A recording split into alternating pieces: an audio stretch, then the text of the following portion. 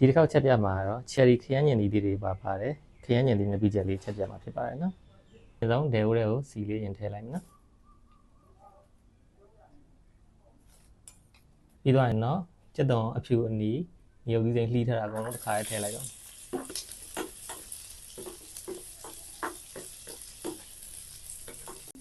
ပြီးတော့ရင်မြုပ်သီးခွဲချမ်းနဲ့ထည့်မယ်နော်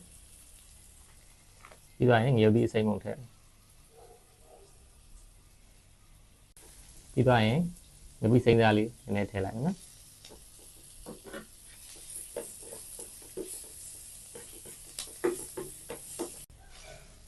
ပြီးတော့ရင်ငံပြားလေးနည်းနည်းထည့်နော်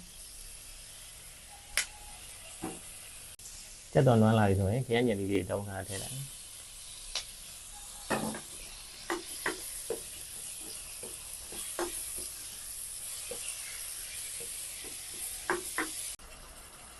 ခရမ်းညင်လေးအခြေခံနီးလာပြီဆိုလို့ရှိရင်ကြက်သားမှုန်လေးနဲ့ထည့်လို့နော်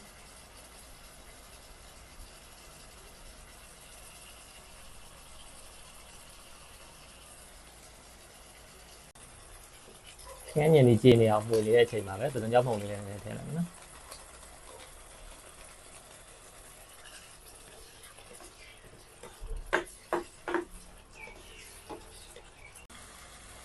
ခရမ်းညင်သီးကြေသွားပြီဆိုတော့မှ cherry ခရမ်းညင်သီးလေးတွေထည့်လိုက်မယ်နော်သူတို့ကနူးညံ့တော့ချက်ချင်းရေပြောသွားမှာဆိုတော့နောက်မှထည့်ရအောင်နော်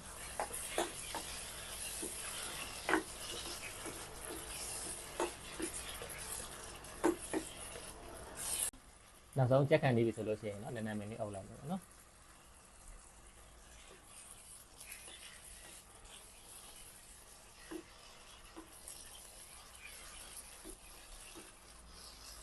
ပြီးရင်စီပြန်လာအောင်လို့အဖုံးလေးပြန်ပြီးအုပ်ထားလိုက်အခုဆိုလို့ရှိရင်မြန်မာအနက်အရသာစစ်လေးနဲ့ပြီးတော့ဟိုအယောင်သွေးလှလှပပလေးနဲ့ cherry ခရမ်းညင်သီးလေးတွေပါထည့်ထားတယ်ခရမ်းညင်လေးငပိချက်လေးရပြီနော်